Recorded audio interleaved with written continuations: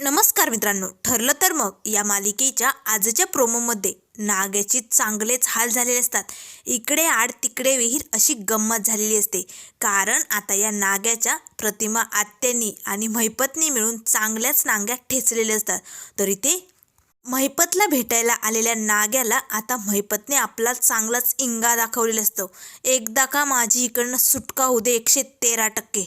नाही तुझी वाट लावली ना नाग्या तर नावाचा महिपत नाही, अशी धमकी आता महिपतने नाग्याला दिलेलीच असते.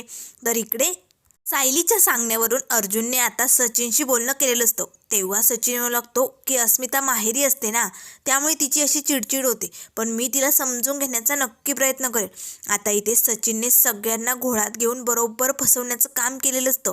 तर इकडे आता प्रतिमा आत्या नागराजला बाहेर निघालेले असतानाच म्हणू लागतात, नागराज भाऊजी थांबा.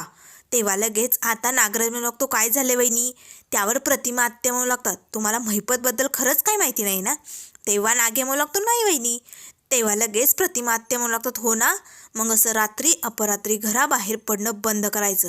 आता जर आम्हाला न सांगता तुम्ही रात्रभर घराबाहेर पडले ना भाऊजी, तर पुन्हा या घरात पाऊल ठेवायचं नाही, या घरात यायचं सुद्धा नाही. अशा चांगल्याच नांग्या आता प्रतिमा आत्याने इथे या नाग्याच्या ठेचलेल्या असतात.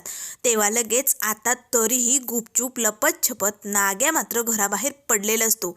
तेव्हा लगेच सुमन म्हणू लागते, कुठे गेला होता?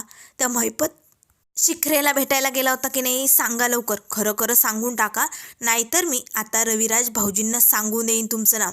आता मात्र नागेची चांगलीच कोंडी झालेली असते.